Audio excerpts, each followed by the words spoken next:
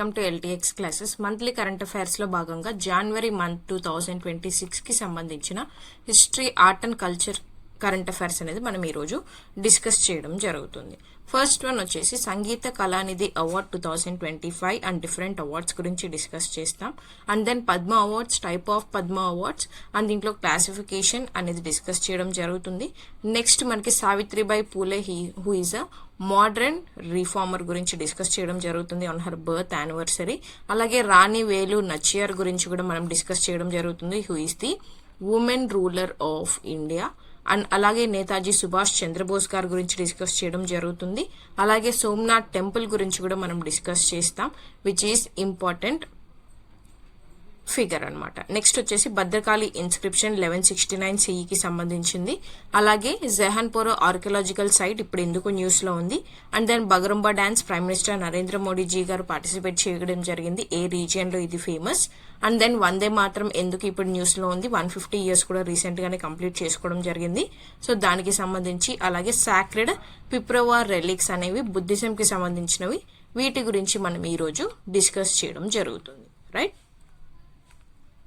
So first one కనుక మనం చూసుకుంటే సంగీత కళానిధి అవార్డ్ 2025 ఎవరికి ఇవ్వడం జరిగింది ఈ యొక్క అవార్డ్ ని?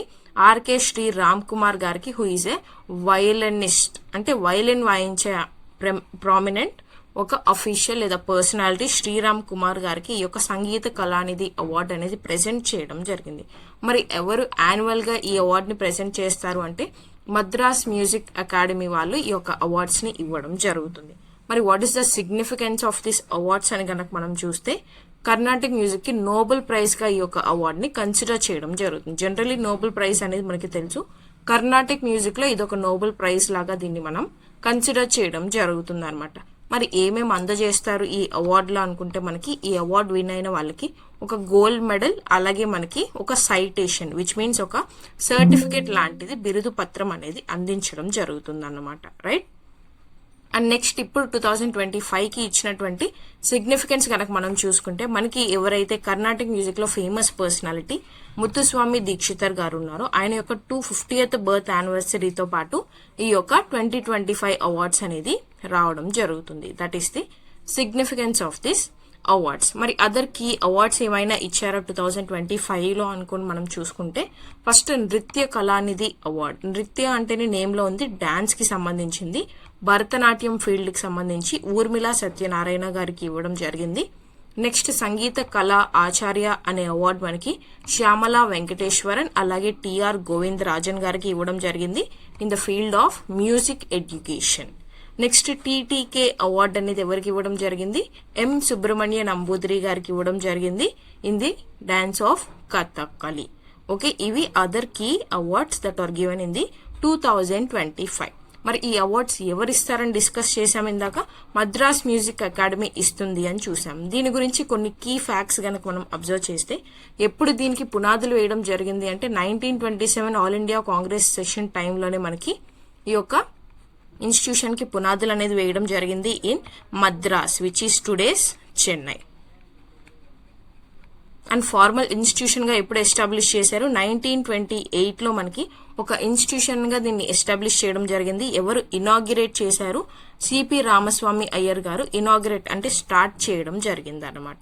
మరి దీని యొక్క ఆబ్జెక్టివ్ ఏంటి అంటే Carnatic music and fine arts ని ప్రమోట్ చేయడం ఈ ఇన్స్టిట్యూట్ యొక్క మెయిన్ ఆబ్జెక్టివ్ లేదా మెయిన్ గోల్ అని మనం చెప్పొచ్చు. అండ్ ఎవ్రీ ఇయర్ జరిగే డిసెంబర్ మ్యూజిక్ సీజన్, దీన్నే తమిళ్లో మనం మర్గజీ సీజన్ అని పిలుస్తాము.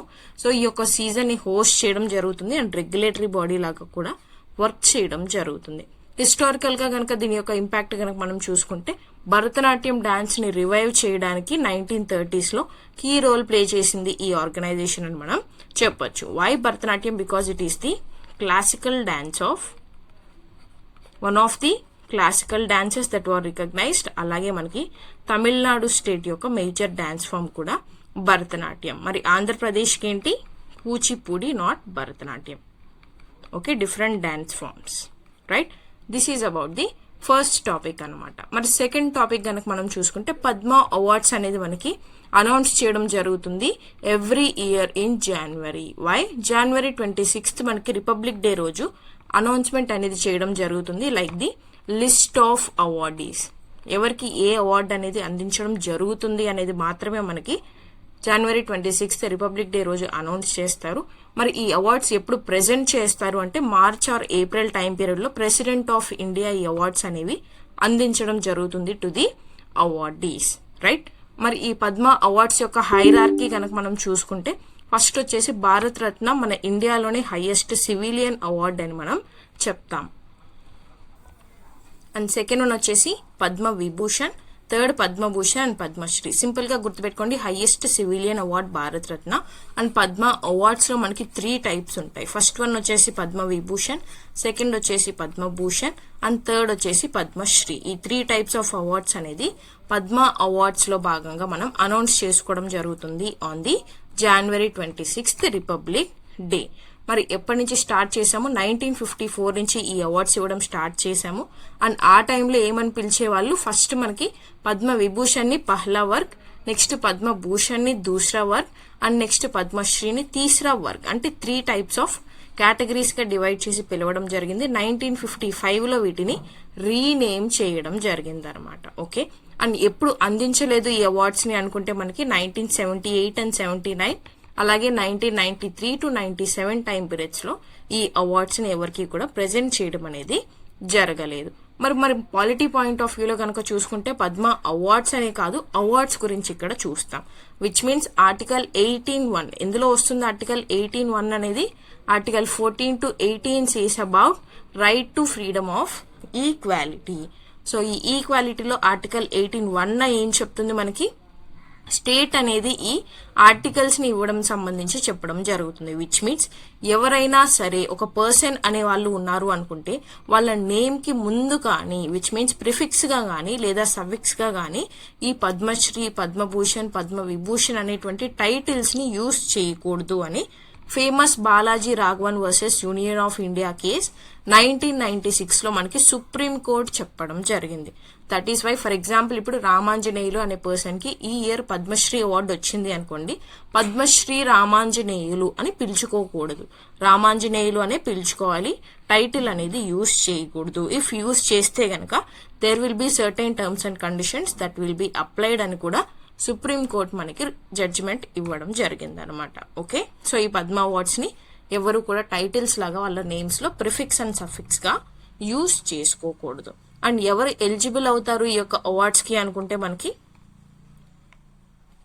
అందరికీ కూడా ఎలిజిబిలిటీ అనేది ఉంటుంది without any discrimination regard to race, occupation and sex, which means gender male or female.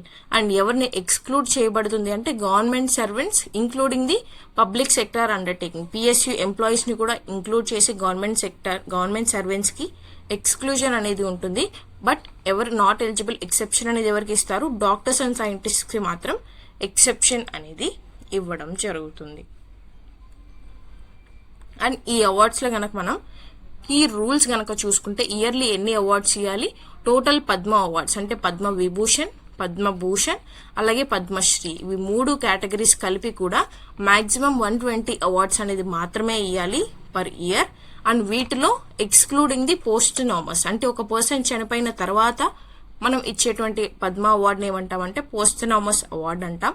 లేదా ఫారినర్స్ ఆర్ ఎన్ఆర్ఐ కేటగిరీస్ లో పీపుల్ కి ఇచ్చేవి కూడా వీటిలో నుంచి ఎక్స్క్లూడ్ చేసి 120 అవార్డ్స్ అనేది ఇవ్వచ్చు. పోస్ట్ నామస్ అనేది మనం ఇప్పుడే చూసాం, ఎవరైతే చనిపోయిన తర్వాత ఇస్తామో దాన్ని పోస్ట్ నామస్ కేటగిరీలో ఇవ్వడం జరుగుతుంది. ఓకే. అండ్ డ్యూ కేసెస్ అంటే 2 టైప్స్ ఆఫ్ కేసెస్ లో ఇచ్చినటువంటి అవార్డ్ ని ఒక్క అవార్డ్ గానీ కూడా కన్సిడర్ చేయడం జరుగుతుంది. This is about Padma awards, right. And major గా మనం ఏం గుర్తుపెట్టుకోవాలి, ఇందులో ఎవరైనా తెలుగు స్టేట్స్ కి సంబంధించిన కేటగిరీస్ ఉన్నారా లేదా పీపుల్ ఉన్నారా అనేది మనం చూసుకోవాల్సి ఉంటుంది. Okay. Next topic Savitribai Phule 1831 ఈమె బర్త్ డేట్ అనమాట, బర్త్ ఇయర్. అలాగే 1897 ఈమె చనిపోయినటువంటి ఇయర్. ఈమె చనిపోయినటువంటి ఇయర్ కూడా మనకి ఇంపార్టెంట్, ఎందుకు అనేది ఇప్పుడు మనం డిస్కస్ చేయడం జరుగుతుంది. సో ఫస్ట్ ఏం జరిగింది, why it is in the news అని కనుక మనం చూస్తే ప్రైమ్ మినిస్టర్ నరేంద్ర మోడీజీ గారు ట్రిబ్యూట్ పే చేయడం జరిగింది to the social reformer Savitribai Phule on her birth anniversary. మరి ఎప్పుడు ఆమె యొక్క బర్త్ యానివర్సరీ? జనవరి 3, 1831. ఎక్కడ జన్మించడం జరిగింది? మహారాష్ట్రలో జన్మించడం జరిగింది. అండ్ ఈమె గురించి ఎందుకు ఇంత సిగ్నిఫికెంట్ గా మాట్లాడుకుంటాము అంటే she is a poet, she is a social reformer and ఈమె మనకి first female teacher of modern India అని మనం చెప్పుకుంటాం. కాబట్టి సావిత్రిబాయి పూలే గారి గురించి డిస్కస్ చేయడం జరుగుతుంది. అండ్ ఎవరితో మ్యారేజ్ చేసుకోవడం జరిగింది సావిత్రిబాయి పూలే? జ్యోతిరావు పూలే గారిని మ్యారేజ్ చేసుకోవడం జరిగింది at the age of 10, which means మనకి మోడర్న్ టైం పీరియడ్స్ లో చైల్డ్ మ్యారేజెస్ అనేవి ఫ్రీక్వెంట్ గా జరిగేవి కాబట్టి దే వేర్ ఇన్ ప్రాక్టీస్ కాబట్టి చైల్డ్ మ్యారేజే జరిగింది. అండ్ చైల్డ్ మ్యారేజ్ జరిగిన తర్వాత సావిత్రిబాయి పూలే గారి హస్బెండ్ జ్యోతిరావు పూలే ఆమెకి ఎడ్యుకేషన్ అనేది ప్రొవైడ్ చేయడం జరిగింది. ఇంట్లోనే ఆయన ఆమెకి చదువు చెప్పడం అనేది జరిగింది. అండ్ ఏవైతే సోషల్ ఈవిల్స్ కానీ నార్మ్స్ కానీ సొసైటీలో జరుగుతున్నాయో వాటి గురించి కూడా సావిత్రిబాయి పూలేని ఎంకరేజ్ చేయడం జరిగిందనమాట. ఓకే, హెన్స్ ఆమె pioneer of education and women's rights కోసం పోరాడడం అనేది జరిగింది అని కూడా మనం చెప్పొచ్చు. సో ఫస్ట్ కనుక మనం చూసుకుంటే ఫస్ట్ గర్ల్స్ స్కూల్ మనకి ఇండియాలోనే ఫస్ట్ టైం గర్ల్స్ కోసం ఒక స్కూల్ ని పూణేలో ఎస్టాబ్లిష్ చేయడం జరిగింది in the year 1848. And next వచ్చేసి మహిళా సేవా మండల్ అనేది 1852లో ఫౌండ్ చేయడం జరిగింది, ఎస్టాబ్లిష్ చేయడం జరిగింది. ఎందుకు ఈ మహిళా సేవా మండల్ అనేది? ఉమెన్స్ రైట్స్ అండ్ ఒక ఉమెన్స్ ప్రాబ్లమ్స్ కి ఒక ప్లాట్ఫామ్ అనేది క్రియేట్ చేయాలి అనే ఉద్దేశంతో ఈ మహిళా సేవా మండల్ని ఎస్టాబ్లిష్ చేయడం జరిగింది. అలాగే బాల్య వివాహ ప్రతిబంధక గృహ అనేది కూడా ఈమె ఫామ్ చేయడం జరిగింది. ఎందుకు ఈ బాల్య వివాహ ప్రతిబంధక గృహ అంటే నథింగ్ బట్ ఒక హోమ్ అనమాట. Why? To provide the shelter. ఎవరైతే మనకి విడోస్ ఉంటారో అంటే హస్బెండ్ చనిపోయిన తర్వాత ఉన్నటువంటి ఉమెన్ కావచ్చు, అలాగే pregnant rape victims which means pregnant టైంలో రేప్ జరిగినటువంటి ప్రెగ్నెంట్ ఉమెన్ విక్టిమ్స్ ఎవరైతే ఉంటారో వాళ్ళ కోసం ఈ యొక్క బాల్య వివాహ ప్రతిబంధక గృహ అనేది స్టార్ట్ చేయడం జరిగింది. Okay, and next Savitribai Phule గారి social reforms and caste abolition గురించి కనుక మనం చూసుకుంటే సత్యశోధక్ సమాజ్ అనేది సావిత్రిబాయి పూలే హస్బెండ్ జ్యోతిరావు 1873లో స్టార్ట్ చేస్తారు. దీనికి లీడర్ గా ఈమె లీడ్ చేయడం జరుగుతుంది, which focused on the Dalits and Shudras ని ఫోకస్ చేయడం జరుగుతుంది. నెక్స్ట్ వచ్చేసి యాంటీ అన్టచబిలిటీ విచ్ మీన్స్ మనకి ఏదైతే higher caste and lower caste అనేవి ఉండేవో in the modern time period, lower caste వాళ్ళు గనక normal wells, borewells or water wells ఏవైతే ఉంటాయో ఈ వాటర్ వెల్స్ లో వాటర్ తాగితే అపవిత్రం అవుతాయి అనేటువంటి స్టిగ్మా ఒకటి ఆ టైం పీరియడ్ లో ఉండేది. సో దాని నుంచి బయటకు తీసుకురావడానికి ఎవరైతే లోయర్ కాస్ట్ పీపుల్ ఉంటారో లేదా weaker sections of the society ఉంటారో వాళ్ళ కోసం ఒక ఫ్యామిలీ వెల్ అనేది అన్టచబుల్స్ కోసం ఈవెనే ఓపెన్ చేయడం జరిగిందనమాట. రైట్, అండ్ నెక్స్ట్ వచ్చేసి 1897 ఇందాక ఏమనుకున్నాం 1897లో సావిత్రిబాయి పూలే గారు చనిపోవడం జరిగింది అనుకున్నాం. And what is the major significance of 1897? మనకి ప్లేగ్ అనేది కూడా రావడం జరుగుతుంది ఇన్ ఇండియా. ఈ ప్లేగ్ వచ్చినటువంటి పేషెంట్స్ ని సర్వ్ చేస్తూ వాళ్ళకి ట్రీట్మెంట్ అనేది అందిస్తూ ఆమెకి కూడా ఈ యొక్క ప్లేగ్ డిసీజ్ అనేది వచ్చి ఆమె చనిపోవడం జరుగుతుంది in the year 1897. This is the birth and death story of Savitribai పూలే.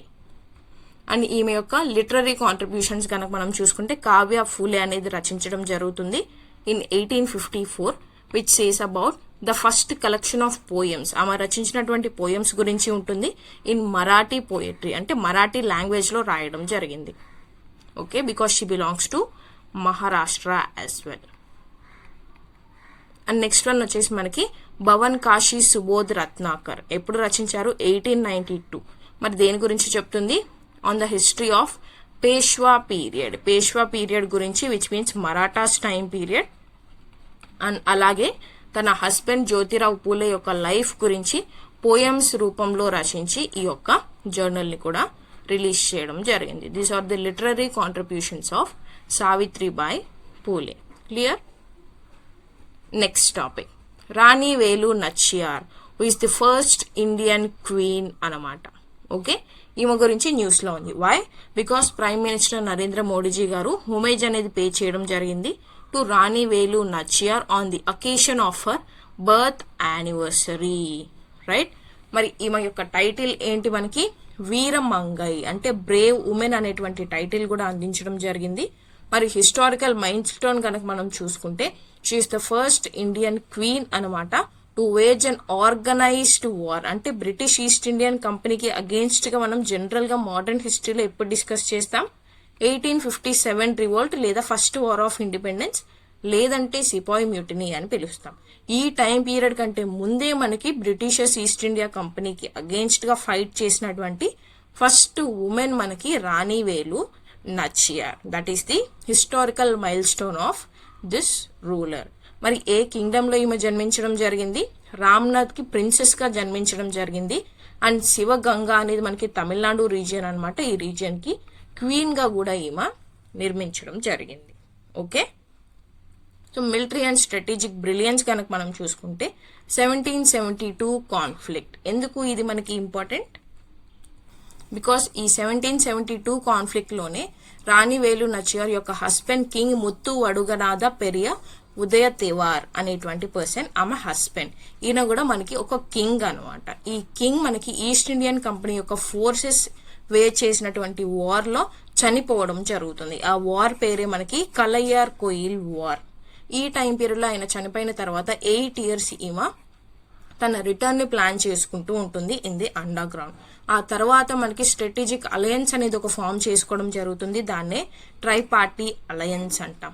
మరి ఎవరితో ఈ యొక్క అలయన్స్ అనేది ఫామ్ చేసుకోవడం జరుగుతుంది? హైదర్ అలీ, మైసూర్ యొక్క సుల్తాన్ హైదర్ అలీ, అలాగే దిండిగల్ యొక్క గవర్నర్ గోపాల్ నాయకర్తో ఈమె అలయన్స్ అనేది ఫామ్ చేసుకుని ఒక ట్రై పార్టీ అలయన్స్ అనేది ఫామ్ చేసుకుంటుంది. హైదర్ అలీ ఈమెకి 5000 ఇన్ఫాంట్రీ విచ్ మీన్స్ కాల్ దళం అంటే ఫుడ్ సోల్జర్స్ అని పిలుస్తాం. లైక్ మీరు బాహుబలి మూవీ చూస్తుంటే ఫుడ్ సోల్జర్స్ ఉంటారు కదా, ఆయన what do we call that, పట్టాభిషేకం చేస్తున్నప్పుడు ఇన్ఫాంట్రీ అంటే ఫుడ్ సోల్జర్స్ అనమాట 5000 మెంబర్స్ ని. అలాగే క్యావలరీ అంటే అశ్వదళం అని అంటాం. ఈ యొక్క అశ్వదళం అనేది మనకి 5000 హార్సెస్ యొక్క ఆర్మీని కూడా ప్రొవైడ్ చేయడం జరుగుతుంది. ఇలా 3 members కలిసి ట్రై పార్టీ అలయన్స్ అనేది ఫామ్ చేయడం జరుగుతుంది. అండ్ లింగ్విస్టిక్ డిప్లొమసీ అంటే ఏంటి అంటే రాణి వేలు నచియార్ కి ఉర్దూ అనేది బాగా రావడం వల్ల, ఇందులో ఆమె మంచి ప్రొఫిషియన్సీ అనేది ఉండడం వల్ల హైదర్ అలీతో కమ్యూనికేషన్ అనేది కూడా ఈజీగా ఉండింది to provide his military support అని కూడా మనం చెప్పొచ్చు. అండ్ దెన్ వార్ఫేర్ లో ఇన్నోవేషన్స్. వార్ఫేర్ లో మనకి కొత్త ఇన్నోవేషన్స్ ఏమైనా తీసుకొచ్చారా అంటే ఫస్ట్ టైం ఒక ఆర్మీ యూనిట్ ని ఈవెన్ నిర్మించడం జరిగిందనమాట. ఓకే, దాన్ని ఏమని పిలుస్తాము అంటే ఉదయాల్ ఆర్మీ అని పిలుస్తాం. మరి ఎందుకు ఉదయాల్ అనే నేమ్ ఇచ్చారు అంటే ఈమె అడాప్ట్ చేసుకున్నటువంటి డాటర్ పేరే ఉదయాల్ అనమాట. Okay, which is a all women's army unit special గా raised by Rani Velu నచియార్. And ఇందులోనే ఒక కమాండర్ వచ్చేసి మనకి కుయిలీ, ఈమె ఫస్ట్ హ్యూమన్ బాంబ్. ఇప్పుడు మనం ఏమని చూస్తుంటాము అంటే సూసైడ్ బాంబర్స్ అని చూస్తుంటాం. లైక్ వాళ్ళే ఒక బాంబ్ అనేది వాళ్ళ బాడీకి సెట్ చేసుకొని హ్యూజ్ క్రౌడ్ ఉన్నటువంటి ప్లేసెస్ లోకి వెళ్ళి వాళ్ళంతటా వాళ్ళు సూసైడ్ చేసుకుంటారు. విచ్ మీన్స్ ఆ బాంబ్ ని యాక్టివేట్ చేసుకొని చడిపోవడం జరుగుతుంది. వీళ్ళనే సూసైడ్ బాంబర్స్ అని పిలుస్తాం. అలానే మనకి ఎప్పుడు జరిగింది అంటే even in the 1780 time period లోనే రాణి వేలు నచియార్ యొక్క ఓన్ కమాండర్ కుయిలీ అనేటువంటి ఉమెన్, ఈమె మనకి ఫస్ట్ టైం ఈ సూసైడ్ అటాక్ అనేది ప్లాన్ చేసుకోవడం జరిగింది. అండ్ ఎక్కడ జరిగింది అని అంటే ఆమెకి అంతటా ఆమె ఆయిల్లో ఆమె ఫుల్ గా డిప్ చేసుకొని ఆ తర్వాత ఆమె ఫైర్ అనేది సెట్ చేసుకొని బ్రిటిష్ అమ్యూనిషన్ స్టోర్ హౌస్ అంటే ఆర్మ్స్ అండ్ వెపన్స్ ఏవైతే ఉంటాయో బ్రిటిష్ వాళ్ళవి ఈ యొక్క ఏరియాలోకి వెళ్లి వాళ్ళ స్టోర్ హౌస్ లో ఆమె ఫైర్ అనేది సెట్ చేసుకోవడం జరిగింది in Tamil Nadu, targeting the British East Indian company forces. Okay, this is the next innovation in warfare. And next వచ్చేసి మార్షల్ ఆర్ట్స్ లో గనక మనం అబ్జర్వ్ చేస్తే సిలంబం అంటే స్టాఫ్ ఫైటింగ్, అలాగే వలరీ అంటే మనం బూమరాంగ్ అని పిలుస్తాం. ఇవి రెండిట్లో కూడా రాణి వేలు నచియార్ మనకి ఎక్స్పర్ట్ అని చెప్పొచ్చు. That is about Rani Velu నచియార్. Next topic గనక మనం చూసుకుంటే నేతాజీ సుభాష్ చంద్రబోస్. ఇక్కడ తెలుస్తుంది Netaji is the title conferred to Subhash Chandra Bose. మరి ఎక్కడ యూజ్ చేయడం జరిగింది నేతాజీ అనేది? ఫస్ట్ జర్మనీలో మన ఇండియన్ సోల్జర్స్ యొక్క టైటిల్ అనేది సుభాష్ చంద్రబోస్ గారికి ఇవ్వడం జరిగింది. మరి ఎందుకు డిస్కస్ చేస్తున్నాం, why it is in the news అంటే January 23rd మనకి birth anniversary of Subhash Chandra Bose ఏ ఇయర్ లో జన్మించారు? 1897 లో జన్మించడం జరిగింది in కటాక్, Odisha.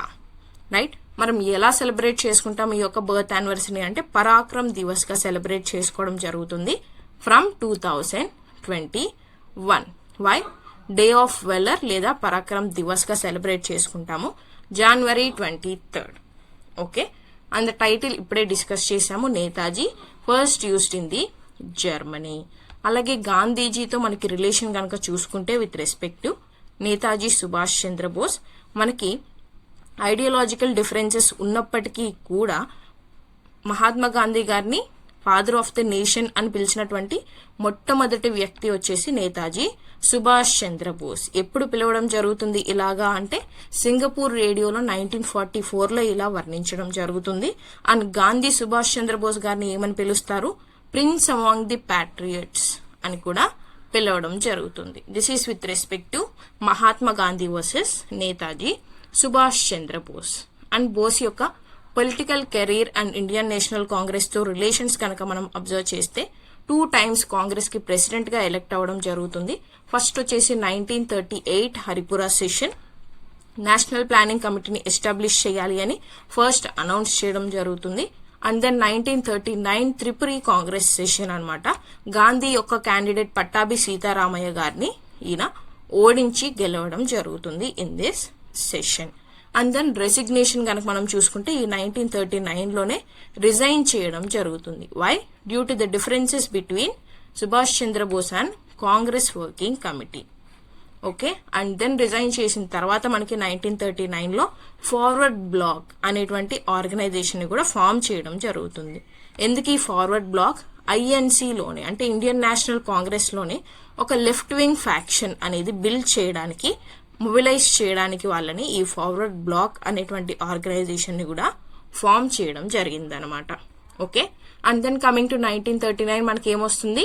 1939 to 1945 is the time period of world war 2 కదా.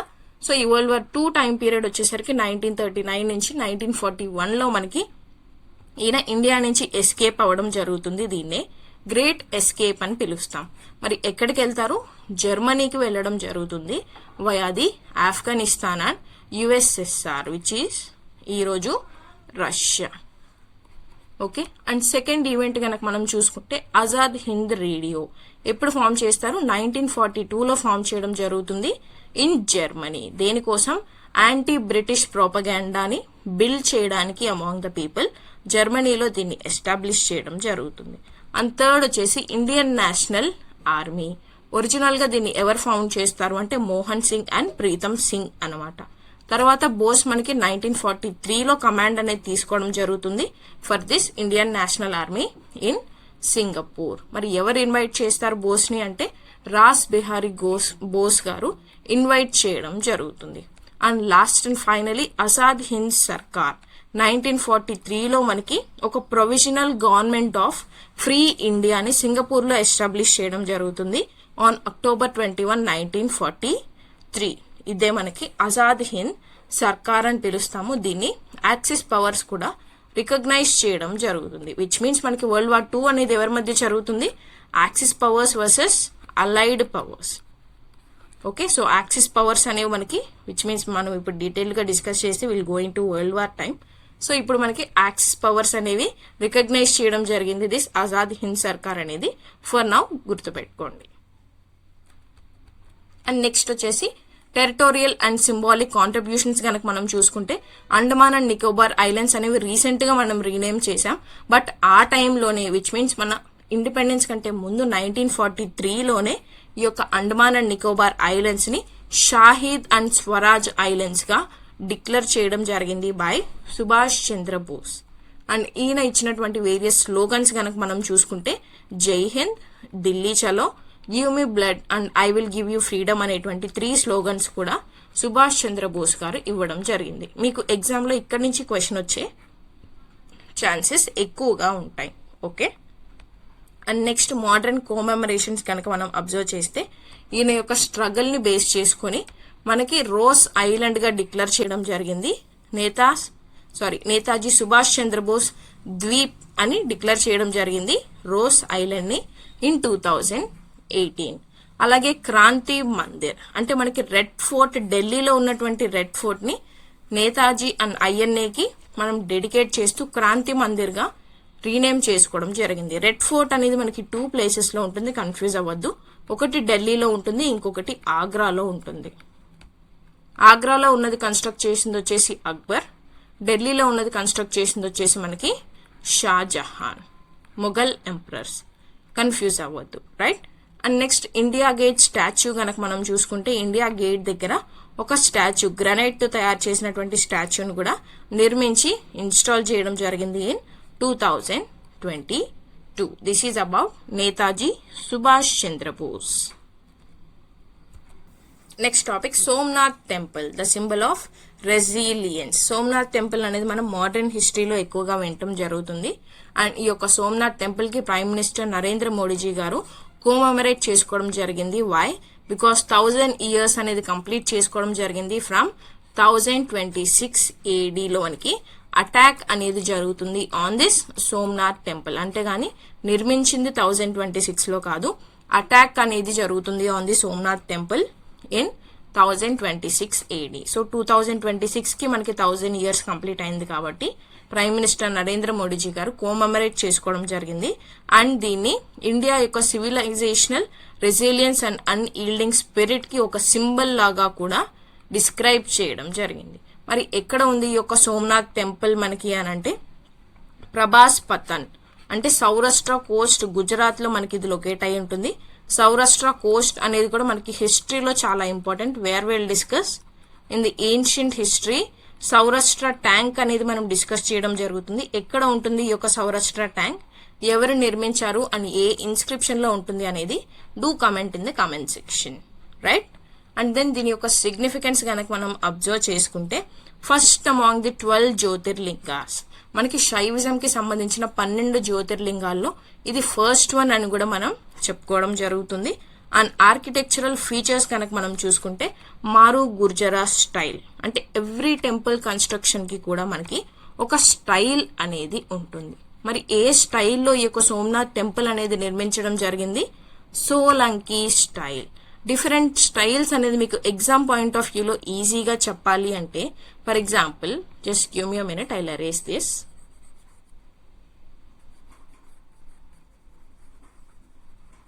సో ఓకే, ఇప్పుడు అబ్జర్వ్ చేయండి. జస్ట్ అజ్యూమ్ ఇది ఒక ఇండియా మ్యాప్ అని గనక మీరు అనుకుంటే, ఓకే జస్ట్ అజ్యూమ్ చేసుకోండి this is an India map. Okay, this is our India. So northern part ఉంటుంది, సదరన్ పార్ట్ ఆఫ్ ఇండియా అనేది ఉంటుంది. నార్థన్ పార్ట్ లో ఉన్నటువంటి టెంపుల్స్ అన్ని కూడా మేజర్ గా మనం ఏమని పిలుస్తాము అంటే నగరా స్టైల్ అని పిలుస్తాం, లేదంటే శిఖరా స్టైల్ అని పిలుస్తాం. అండ్ సదరన్ సైడ్ ఆఫ్ ఇండియాలో ఉన్నటువంటి టెంపుల్ ఆర్కిటెక్చర్ మొత్తం కూడా ద్రవిడ స్టైల్ అని పిలుస్తాం. అదే ఈ యొక్క మిడిల్ పార్ట్ ఆఫ్ ఇండియా ఏదైతే ఉందో ఈ కంప్లీట్ టెంపుల్ ఆర్కిటెక్చర్ ఏమని పిలుస్తాము, మిక్స్ ఆఫ్ శిఖరా అండ్ ద్రవిడ కలిపి వేసరా స్టైల్ అని మనం పిలుస్తాం అనమాట. బట్ డిఫరెంట్ స్టైల్స్ అనేవి ఉంటాయి. మరి ఇక్కడ ఎందుకు మేడం సోలంకి స్టైల్ వచ్చింది అని మీరు అనొచ్చు. బికాస్ డిఫరెంట్ రీజియన్స్ ఎప్పుడైతే ఒక్కొక్క టెరిటరీలో ఒక్కొక్క కింగ్డమ్ అనేది రూల్ చేసిందో వాళ్ళ స్పెసిఫిక్ స్టైల్ అనేది వాళ్ళు తీసుకొచ్చినప్పుడు ఇలాంటి కొత్త స్టైల్స్ అనేవి వస్తాయి. ఆ పార్ట్ ఆఫ్ దిస్ మనకు అన్ని కూడా నార్త్ లో Shikhara are నగరా style and south లో ద్రవిడ స్టైల్ అనేది ఫాలో అవ్వడం జరిగింది. ఫర్ ఎగ్జాంపుల్ రీసెంట్ గా ఇనాగ్రేట్ చేసినటువంటి రామ్ మందిర్ ఇన్ అయోధ్య కూడా మనకి నగరా స్టైల్లోనే కన్స్ట్రక్ట్ చేయడం జరిగిందనమాట. అండ్ ఈ యొక్క సోలంకి స్టైల్ అనేది మనకి గుర్జరాస్ యొక్క ఆర్కిటెక్చరల్ స్టైల్ అని చెప్పొచ్చు. అలాగే ఒరిస్సా రీజియన్ లో మనకి కళింగ ఆర్కిటెక్చర్ అనేది కూడా ఉంటుంది. Okay, these are the different temple architecture styles. మరి సోలంకి స్టైల్ అంటే ఏముంటుంది ఈ యొక్క టెంపుల్స్ కి అని అంటే గర్భగృహ అనేది ఉంటుంది, దీన్నే శాంక్టమ్ అని పిలుస్తాం. అండ్ దెన్ సభా మండపం అనేది ఉంటుంది, దీన్నే అసెంబ్లీ హాల్ అంటాము. అలాగే నృత్య మండపం అనేది ఉంటుంది, విచ్ మీన్స్ డాన్స్ హాల్ అనేది కూడా నిర్మించి ఉంటుంది ఇన్ దిస్ టెంపుల్స్. అలాగే శిఖర్ అనేది ఉంటుంది. శిఖర అంటే శిఖరా స్టైల్ కాదు, కన్ఫ్యూజ్ అవ్వద్దు. 150 feet లో శిఖర్ అనేది ఆ టెంపుల్ కి కన్స్ట్రక్ట్ చేయడం జరుగుతుంది అనమాట. ఓకే, అండ్ దెన్ ఒక కలశ్ అనేది ఉంటుంది, 10 ton వెయిట్ ఉన్నటువంటి ఒక గోల్డెన్ పాట్ అనే దాన్ని ఇక్కడ ఉంచడం జరుగుతుంది. అలాగే ధ్వజ్ దండ్, అంటే మనం టెంపుల్లో ఎంటర్ అవ్వగానే ధ్వజస్తంభం అంటాం కదా, దీన్నే ఫ్లాగ్ పోల్ అంటాము. 27 feet హైట్ ఉన్నటువంటి ఈ యొక్క ధ్వజస్తంభం అనేది ఉంటుంది. వేర్ దీనికి ఈ యొక్క ధ్వజస్తంభానికి పైన ఒక ఫ్లాగ్ అనేది ఉంటుంది. ఈ ఫ్లాగ్ ని పర్ డే 3 times చేంజ్ చేయడం జరుగుతుంది ఇన్ ది సోమనాథ్ టెంపుల్. అలాగే బాన్ స్తంభ్, దీన్నే ఆరో పిల్లర్ అంటాము. దీన్ని మనకి సౌత్ పోల్ కి స్ట్రెయిట్ గా ఉంచడం జరుగుతుంది. Right, this is the key features of Somnath temple architecture. And timeline కనుక మనం అబ్జర్వ్ చేసుకుంటే ఫస్ట్ 1026 ADలో ఇన్వేషన్ జరిగింది అన్నాం కదా. ఎవరి టైం పీరియడ్ లో జరుగుతుంది? భీమా 1 టైం పీరియడ్ లో మనకి who belongs to Solanki dynasty యొక్క ఇన్వేషన్ అనేది జరుగుతుంది. ఎవరు చేస్తారు ఈ యొక్క ఇన్వేషన్ అనేది? Mohammed of Ghazni. Arab invasions, ఈ అరబ్ ఇన్వేషన్స్ లో భాగంగా మనకి Mohammed of Ghazni Bhima 1 time period లో సోమనాథ్ టెంపుల్ ని డిస్ట్రక్ట్ చేయడం జరుగుతుంది. వై?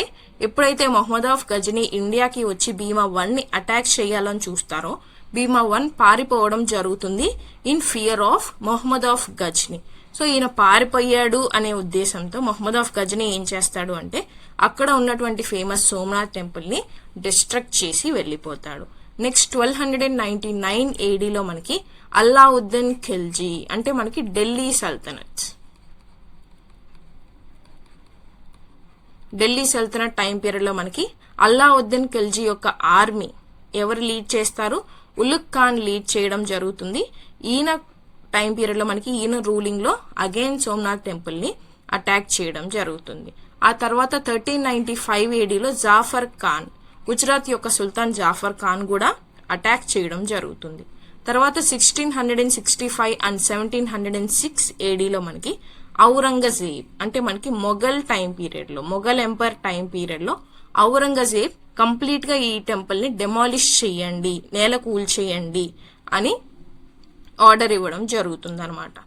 ఆ తర్వాత టైం పీరియడ్ లో మనకి మోడర్న్ గా రీకన్స్ట్రక్ట్ చేసింది ఎప్పుడు అని అంటే దీన్ని 1951 సర్దార్ వల్లభాయ్ పటేల్ గారి ఆర్డర్స్ తో దీన్ని మనం మళ్ళీ రీకన్స్ట్రక్ట్ చేసుకోవడం జరుగుతుంది. And first Indian president doctor Babu Rajendra Prasad గారిచే ప్రాణ ప్రతిష్ఠ కూడా చేయించడం జరుగుతుంది. This is the history, invasion and reconstruction of Somnath temple అన్నమాట. ఓకే, మరి ఎక్కడ ఉంటుంది అని అన్నాం ఇందాక మనము?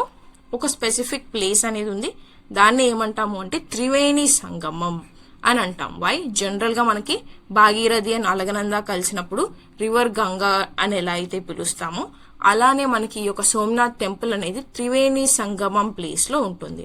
వై త్రివేణి సంగమం అని ఎప్పుడు పిలుస్తాము అంటే హిరణ్, కపిల అండ్ సరస్వతి ఈ 3 రివర్స్ కలిసేటువంటి ఒక ఏరియానే కాన్ఫ్లుయెన్స్ అంటాం.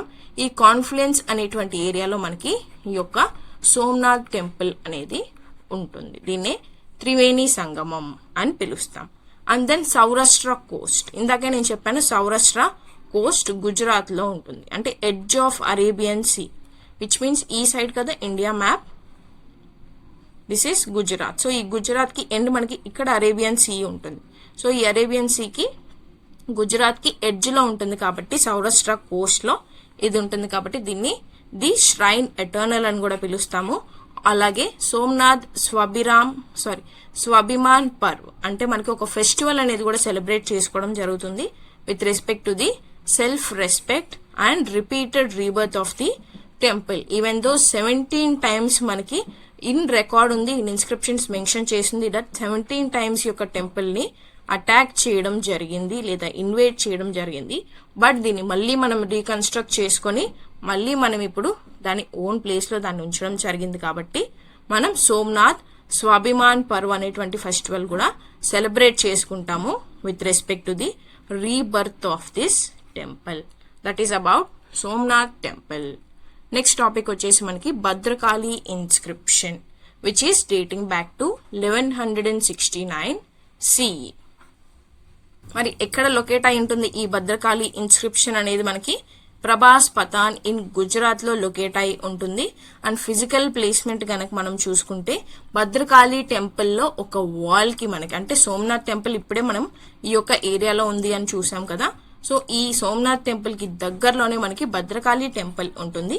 ఈ టెంపుల్ లోని ఒక గోడకి మనం ఈ ఇన్స్క్రిప్షన్ ని లభించడం అనేది జరిగిందనమాట. మరి దీని యొక్క రికార్డ్ కనుక చూసుకుంటే ప్రశస్తి ఇన్స్క్రిప్షన్ అని మనం చెప్పొచ్చు. డిఫరెంట్ టైప్స్ ఆఫ్ ఇన్స్క్రిప్షన్స్ లో దీన్ని ప్రశస్తి ఇన్స్క్రిప్షన్ అంటాం.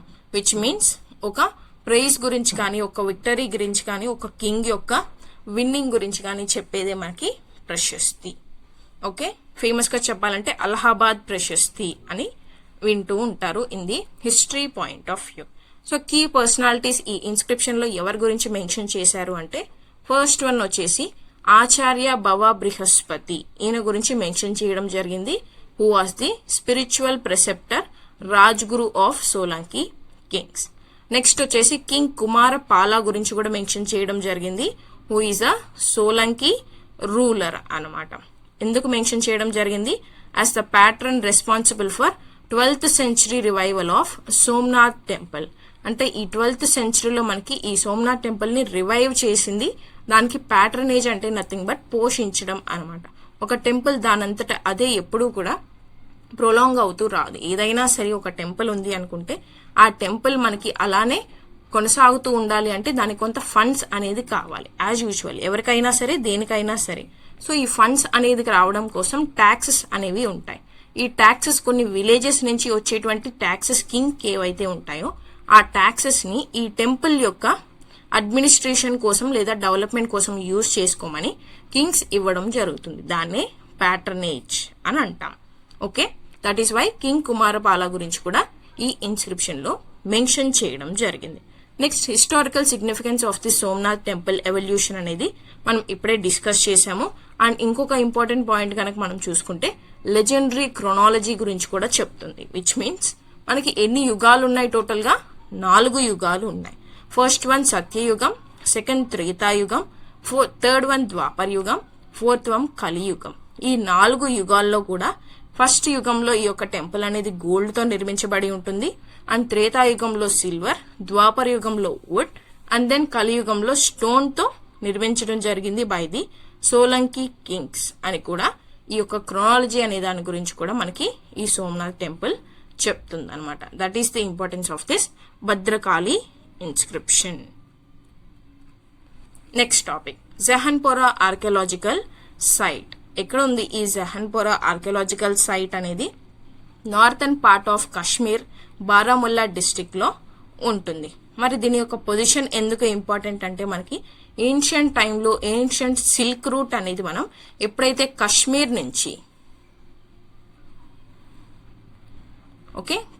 నుంచి మనం ఆఫ్ఘనిస్తాన్ లో ఉన్నటువంటి కందాహర్ రీజియన్, ఈ యొక్క రీజియన్ లో ఉన్నటువంటి రూట్ ని ఏమంటాము అంటే ఏన్షియంట్ సిల్క్ రూట్ అని పిలుస్తాం. ఈ రీజియన్ ని కనెక్ట్ చేస్తుంది కాబట్టి మనకి ఈ జహన్పోరా అనేది ఇంపార్టెంట్ ఆర్కియాలజికల్ సైట్. ఇది Gandhara region and the Kashmir valley మధ్య ఒక ఇంపార్టెంట్ లింక్ గా కూడా సర్వ్ చేయడం జరిగిందనమాట. మరి క్రోనాలజీ అండ్ డైనాసిటీ గనక మనం చూసుకుంటే ఏ టైంలో ఫేమస్ అంటే కుషాన్ టైం పీరియడ్ లో ఫేమస్ అని మనం చెప్పొచ్చు. కుషాన్స్ అనే వాళ్ళు ఏ టైం పీరియడ్ లో రూల్ చేశారు, అసలు ఎప్పుడు రావడం జరుగుతుంది ఇండియాకి? In the post Mauryan time period. మరి పోస్ట్ మౌర్యన్ అంటే ఎవరెవరు వస్తారు? ఫస్ట్ మనకి నేటివ్ కింగ్డమ్స్ ఉంటాయి, అలాగే ఫారెన్ కింగ్డమ్స్ ఉంటాయి. నేటివ్ లో మనం ఎవరి గురించి డిస్కస్ చేస్తాము? జనరలీ శాతవాహనాస్ గురించి డిస్కస్ చేస్తాం, ఎక్సెట్రా ఎక్సెట్రా, శుంగాస్, కన్వాస్ గురించి డిస్కస్ చేస్తాం. అండ్ ఫారెన్ కింగ్డమ్స్ వచ్చినప్పుడు ఫస్ట్ ఇండో గ్రీక్స్ గురించి చూస్తాము, దెన్ షకాస్, దెన్ పార్థియాన్స్, దెన్ కుషాన్స్ అనే వాళ్ళు మన ఇండియాకి రావడం జరుగుతుంది with respect to their conflict with China, right? So ఈ కుషాన్స్ మన ఇండియాకి వచ్చినటువంటి పోస్ట్ మౌర్యన్ టైం పీరియడ్ లోనే ఈ యొక్క సైట్ కి ప్రాముఖ్యత అనేది రావడం జరుగుతుంది. Okay, and peak time period కి కూడా ఎప్పుడు రీచ్ అవుతుంది ఈ యొక్క సైట్ అనేది అంటే during or after the reign of Kanishka I. Kanishka famous and the greatest ruler of Kushan period అన్నమాట. మరి ఈయన ఎవరిని పూజించడం జరిగింది? Who is a patron and follower of Buddhism. Buddhism ని ఫాలో అవ్వడం జరుగుతుంది. దట్ ఈస్ వై మనకి కీ ఆర్కియలాజికల్ ఫైండింగ్స్ కూడా ఈ యొక్క రీజియన్ లో స్తూపా స్ట్రక్చర్స్ అనేవి దొరికాయి. అలాగే చైత్యాస్ అండ్ విహారాస్ అనేవి కూడా ఇక్కడ మనకి ఆర్కియలాజికల్ రిమైన్స్ అనేది మనం గుర్తించవచ్చు. స్తూపాస్, చైత్యాస్ అండ్ విహారాస్ అంటే బుద్ధిజం అని మనం ఎలా చెప్తాము అంటే ఈ 3 types of terms and terminology is related to Buddhism. బుద్ధిజంలో మనం స్తూపాస్ అంటే ఏమంటాము అంటే ఏవైతే రిలీజియస్ మౌంట్స్ ఉంటాయో వాటిని స్తూపాలు అని అంటాము. చైత్యాస్ అంటే బుద్ధిస్ట్ ప్రే చేసుకున్నటువంటి ప్రేయర్ హాల్స్. విహారాస్ అంటే వాళ్ళు నివసించేటువంటి సింపుల్ గా చెప్పాలంటే హాస్టల్స్ లేదా హోటల్స్ అని మనం చెప్పొచ్చు. వీటిని మొనాస్ట్రీస్ అంటాం బుద్ధిస్ట్ టర్మినాలజీలో, అండ్ విహారాస్ అని పిలుస్తాం. Okay, and coming to Jainism, Jains కి కనుక మనం చూసుకుంటే బసడీస్ అని పిలుస్తాం. సో ఈ టర్మినాలజీని బేస్ చేసుకుని అది బుద్ధిస్ట్ టైం పీరియడ్ కి చెందిందా లేదా జైన్స్ కి సంబంధించిందా అని కూడా మనం డిక్లేర్ చేయొచ్చు. Right, so స్తూపాస్, chaityas and viharas అనేవి లభించడం జరిగింది. అలాగే వుడెన్ సూపర్ స్ట్రక్చర్స్ అంటే హిమాలయన్ బుద్ధిస్ట్ ఆర్కిటెక్చరల్ స్టైల్ కి సంబంధించిన వుడెన్ సూపర్ స్ట్రక్చర్స్ కూడా లభించడం జరిగింది. వై వుడ్ అంటే మనకి Mauryan, post Mauryan time period అంటే పోస్ట్ మౌర్యన్ ఫారెన్ ఇన్వేషన్స్ అనేవి జరిగే వరకు కూడా మోస్ట్లీ వుడ్ మాత్రమే యూజ్ చేయడం జరిగింది, నాట్ ఐరన్. ఈవెన్ మనం మౌర్యన్ టైం పీరియడ్ చదువుకున్నప్పుడు కూడా the sources to study Mauryan empire లో ఆర్కియలాజికల్ సోర్సెస్ లో ఏం డిస్కస్ చేస్తాము అని అంటే wooden palace of the founder of Mauryan empire గురించే చదువుకుంటాం అనమాట. దట్ ఈస్ వై వుడ్ అనేది మాత్రమే ఆ టైం పీరియడ్ లో యూజ్ చేయడం జరిగింది. అండ్ ఆర్టిఫాక్ట్స్ ఏమైనా దొరికాయి అంటే కుషాన్ ఎరాకి సంబంధించిన పాటరీ అనేది లభించడం జరిగింది. అలాగే కాపర్ తో తయారు చేసినటువంటి ఆర్టిఫాక్ట్స్ కూడా లభించడం జరిగింది. అండ్ హిస్టారికల్ కంటెక్స్ట్ లో గనక మనం చూసుకుంటే art style which means A style of art అనేది మనం చూడొచ్చు అంటే గాంధారా స్కూల్ ఆఫ్ ఆర్ట్ అనేది ఇక్కడ ఉపయోగించడం జరిగింది. మరి ఎన్ని టైప్స్ ఆఫ్ ఆర్ట్ ఉన్నాయి? టోటల్ గా మనకి 3 types ఆఫ్ ఆర్ట్ ఉన్నాయి. First one Jain school of art లేదా మథురా స్కూల్ ఆఫ్ ఆర్ట్ అంటాం. Next Gandhara school of art, next Amaravati school of art. ఇలా 3 types ఆఫ్ ఆర్ట్స్ ఉన్నాయి, మర్చిపోవద్దు. And then this is also a Buddhist centre. Why? మనకి 4th Buddhist council అనేది కశ్మీర్ లో జరుగుతుంది. In particular కుందలివన అనేటువంటి రీజియన్ లో జరుగుతుంది ఇన్ కశ్మీర్. మరి ఏ కింగ్ టైం పీరియడ్ లో? కుషాన్ యొక్క గ్రేటెస్ట్ రూలర్ మనం ఇప్పుడే డిస్కస్ చేసాం. కనిష్కా టైం పీరియడ్ లోనే ఈ యొక్క 4th బుద్ధిస్ట్ కౌన్సిల్ అనేది నిర్వహించడం జరుగుతుంది అనమాట. That is why Buddhist centre ఈ యొక్క రీజియన్ ఆర్కియలాజికల్ సైట్ అనేది జెహన్పోరా అనేది కూడా మనం చెప్పొచ్చు. That is about the Jehanpora archaeological site. And another important point, Kashmir గురించి డిస్కస్ చేశాం కాబట్టి కశ్మీర్ హిస్టరీ గురించి చెప్పేటువంటి బుక్ ఏంటి మనకి? రాజతరంగిణి. ఎవరు రచించడం జరిగింది ఈ యొక్క రాజతరంగిణి అనేటువంటి బుక్ ని? కల్హానా రచించడం జరిగింది. కల్హానా రచించినటువంటి బుక్కే Rajatarangini which says about the history of Kashmir. Okay, next topic Bagurumba dance. Bagurumba dance అనేది న్యూస్ లో ఉంది in January 2026. Why? Prime minister Narendra Modiji గారు ఈ బగరుంబా ద్వాహో అనేటువంటి డాన్స్ లో పార్టిసిపేట్ చేయడం జరిగింది. మరి ఎవరు సెలబ్రేట్ చేసుకుంటారు ఈ డాన్స్ ని? బోడో ట్రైబ్, అస్సాంకి చెందినటువంటి బోడో ట్రైబ్ పీపుల్ ఈ డాన్స్ ని సెలబ్రేట్ చేసుకోవడం జరుగుతుంది. మరి ఎక్కడ ఉంటుంది ఈ యొక్క ఆరిజిన్ అంటే Assam, north east India. And community, ఏ కమ్యూనిటీ పార్టిసిపేట్ చేస్తారన్నాం?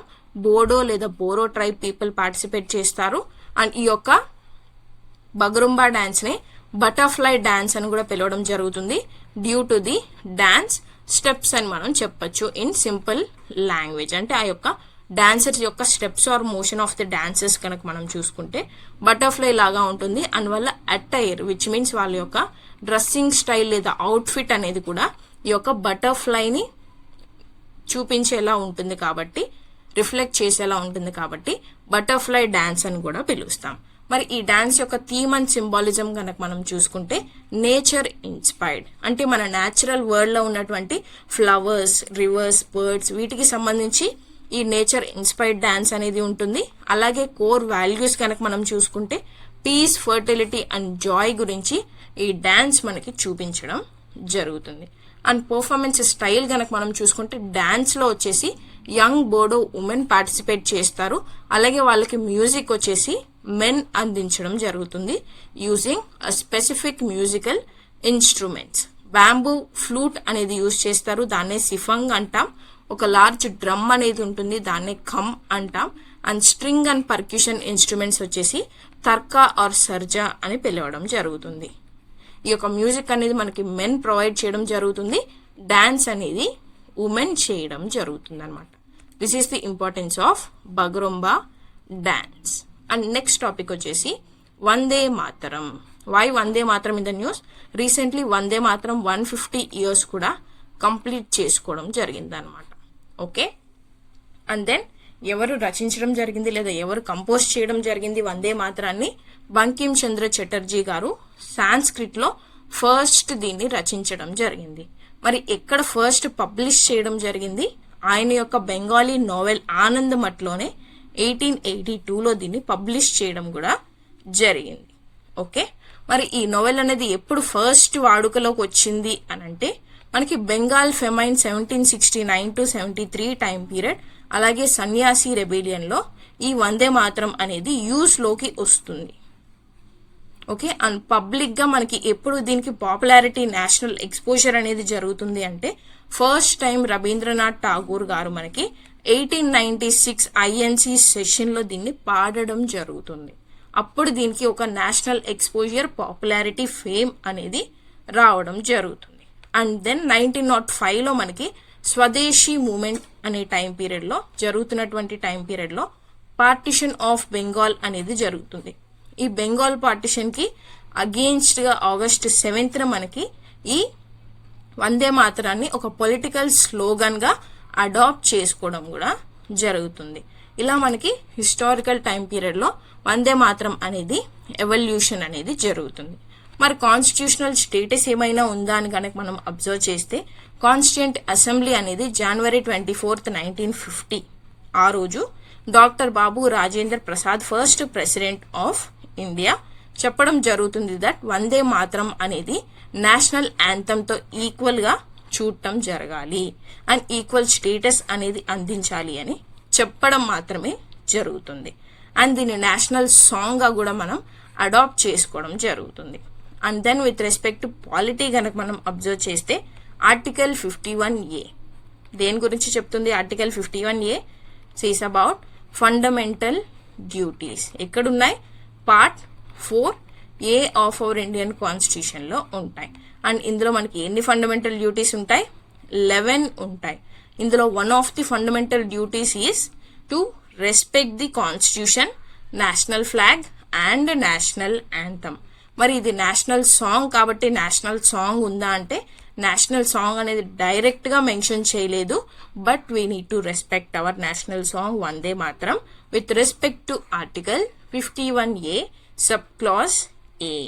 మరి లీగల్ ఫ్రేమ్వర్క్ కనుక మనం అబ్జర్వ్ చేసుకుంటే prevention of insults to national honour act 1971. మరి ఈ యాక్ట్ ఏం ప్రొవైడ్ చేస్తుంది? స్టాట్యూటరీ ప్రొటెక్షన్ అండ్ ఎవరైతే వయలేట్ చేస్తారో వాళ్ళకి పెనాలిటీ అనేది కూడా విధించడం జరుగుతుంది as part of this national honour act 1971. మరి దేనికి సంబంధించి? National flag and national anthem. But Vande Mataram అనేది ఇందులో ఇంక్లూడ్ చేయలేదు. ఓకే, ఇట్ డజంట్ మీన్ మనం దీనిని వైలేట్ చేయొచ్చు అని కాదు, it also applies to it. Next current context కనుక మనం చూసుకుంటే మినిస్ట్రీ ఆఫ్ హోమ్ అఫైర్స్ అనేది to include the national song కూడా స్టెప్స్ అనేది డిస్కషన్స్ అనేది చేస్తున్నారు అని మనం చెప్పొచ్చు. అలాగే జ్యుడిషియల్ పర్స్పెక్టివ్ లో కనుక మనం చూసుకుంటే ఈ యొక్క సాంగ్ ఏదైతే ఉందో కోర్ట్స్ జనరలీ ఈక్వల్ హానర్ అనేది ఇవ్వడం జరుగుతుంది with respect to the national song మనం ఎలాగైతే నేషనల్ యాంథమ్ కి ఇస్తాము. So it does not mean that legal are penal standing అనేది నేషనల్ యాంథమ్ కి ఉన్నట్లే ఉంటుంది అని కాదు, బట్ ఈక్వల్ హానర్ అనేది మనం ఇవ్వాలి. Okay, this is about Vande Mataram. Next, sacred Piprahwa relics. ఎందుకు న్యూస్ లో ఉన్నాయి sacred Piprahwa relics and sacred Piprahwa relics అంటే ఏంటి అసలు? Sacred Piprahwa relics are related to Buddhism అన్నమాట. మరి ఇవి ఎందుకు న్యూస్ లో ఉన్నాయి? ప్రైమ్ మినిస్టర్ నరేంద్ర మోడీజీ గారు గ్రాండ్ ఇంటర్నేషనల్ ఎక్స్పోజిషన్ అనేది స్టార్ట్ చేయడం జరిగింది లేదా ఇనాగరేట్ చేయడం జరిగింది. దేనికి సంబంధించింది ఈ యొక్క ఇంటర్నేషనల్ ఎక్స్పోజిషన్ అనేది? సాక్రెడ్ పిప్రవా రిలిక్స్ అనేవి చూపించడానికి న్యూఢిల్లీలో దీన్ని స్టార్ట్ చేయడం జరిగింది. మరి ఈ ఈవెంట్ యొక్క నేమ్ ఏంటి? The light and the lotus relics of the awakened one అని టైటిల్ కూడా ఇవ్వడం జరిగింది. దేని గురించి చెప్తుంది ఈ యొక్క ఈవెంట్ అనేది అంటే, సాక్రెడ్ బుద్ధిస్ట్ రెలిక్స్ అనేవి మనకి ఇండియాకి తిరిగి ఇచ్చేయడం జరిగింది ఆఫ్టర్ 100 years. అందువల్ల వీటిని ఒక ఎక్స్పోజిషన్, సింపుల్ గా చెప్పాలంటే ఒక ఎగ్జిబిషన్ లాగా కండక్ట్ చేసి మనం వీటిని ఒక మ్యూజియం లో పెట్టడం జరిగింది అనమాట. That is the event. మరి ఫస్ట్ ఎప్పుడు వీటిని డిస్కవర్ చేశాము? 1898. ఎవరు డిస్కవర్ చేయడం జరిగింది? William Claxton Peppe, who is a civil engineer of British. And ఎక్కడ వీటిని డిస్కవర్ చేయడం జరిగింది? యూపీలో డిస్కవర్ చేయడం జరిగింది. బట్ మన దగ్గర ఉన్నాయా అంటే మన దగ్గర లేదు. It was taken away by the invaders and recent గానే మన ఇండియాకి తిరిగి ఇచ్చేయడం జరిగింది అనమాట. ఓకే, మరి ఇవి ఏ టైం పీరియడ్ లేదా ఏ ఏరియాకి చెందినవి అంటే యూపీలో ఉన్నటువంటి Kapilavastu. How Kapilavastu is related to Buddha. Buddha మనకి చైల్డ్హుడ్ లో ఇంటి నుంచి వెళ్ళిపోవడం జరుగుతుంది to forest. Why? In search of truth. ఎప్పుడైతే ఇన్ సర్చ్ ఆఫ్ ట్రూత్ ఇంటిని విడిచి, విచ్ మీన్స్ ప్యాలెస్ ని విడిచి ఆ నార్మల్ మ్యాన్ లాగా ఈయన ఈ వే చూస్ చేసుకుంటారో ఆ టైం పీరియడ్ ని మనం ఏమని పిలుస్తాము అంటే మన హిస్టరీలో హార్స్ దాన్ని సింబలైజ్ చేయడం జరుగుతుంది. ఓకే, విచ్ మీన్స్ ఒక చారియట్ అండ్ ఆ చారియట్ కి ఉన్నటువంటి హార్స్ తో పాటు బుద్ధ ఆయన ప్యాలెస్ ని విడిచి ఒక కామన్ మ్యాన్ గా బ్రతకడానికి వెళ్ళిపోవడం జరుగుతుంది in the search of truth అనమాట. ఏ రీజియన్ నుంచి వెళ్ళిపోతారు? కపిలవస్తు నుంచి వెళ్ళిపోతారు. That is why it is related to Buddhism and Buddha.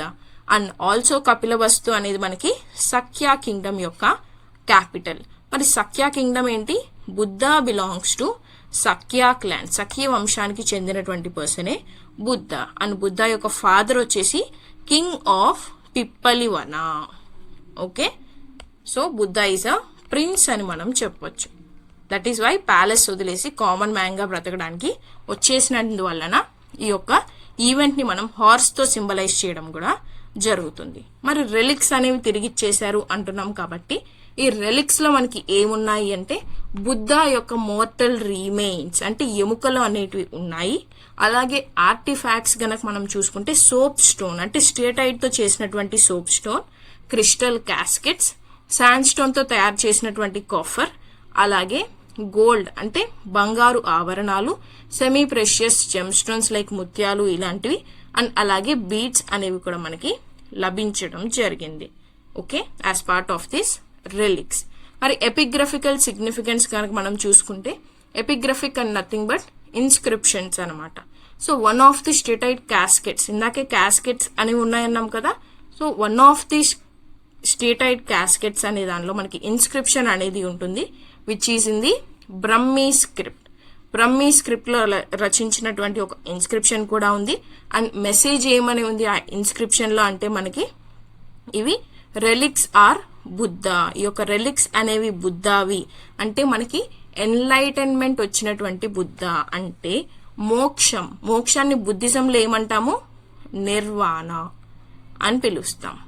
Okay, sorry, Kaivalya and నిర్వాణ ఇవి రెండు మనకి Buddhism and Jainism terms. So ఇప్పుడు ఈ యొక్క ఎన్లైట్మెంట్ అనేది పొందినటువంటి బుద్ధ యొక్క రిలిక్స్ అనేవి ఉన్నాయి అనేది ఈ ఇన్స్క్రిప్షన్ చెప్పడం జరుగుతుంది. Okay, and legal status and conservation కనుక మనం చూసుకుంటే దీన్ని ఏ కేటగిరీ యాంటిక్విటీస్ లో పొందుపరచడం జరిగింది, which means high level of protection అనేది అందించాలి అండ్ ఇండియా నుంచి బయట నేషన్ కి పంపించడానికి కుదరదు. అలాగే వీటిని ఆప్షన్ లో కానీ బయట పీపుల్ కి కానీ అమ్మడానికి కూడా వీలు ఉండదు as part of this A category antiquities. అలాగే కరెంట్ లొకేషన్స్ కనుక మనం చూసుకుంటే కోల్కతాలోని ఇండియన్ మ్యూజియంలో ఉంచడం జరిగింది. అలాగే నేషనల్ మ్యూజియం న్యూ ఢిల్లీలో పెట్టడం జరిగింది ఫర్ ది ఎక్స్పోజిషన్స్ లైక్ ఇప్పుడు పెట్టినట్లుగా. అండ్ అలాగే ఇంటర్నేషనల్ లింక్స్ కనుక మనం చూసుకుంటే కొన్ని బ్రోన్ ఫ్రాగ్మెంట్స్ అనేవి కింగ్ ఆఫ్ సియామ్ అంటే థాయిలాండ్ కింగ్ ఆఫ్ సియామ్ కి 1899 లో కూడా అందించడం జరిగింది. These are the important current affairs art and culture of January 2026. And ఈ కంప్లీట్ సెషన్ కి సంబంధించిన పీడిఎఫ్ అనేది మీకు LTX classes Telegram channel available గా ఉంటుంది, which you can download for free and revise your later exams time period. Thank you so much for watching and comment the answer about the Saurashtra tank and the inscription which mentions about Saurashtra tank, right? Thank you so much and see you all in next session.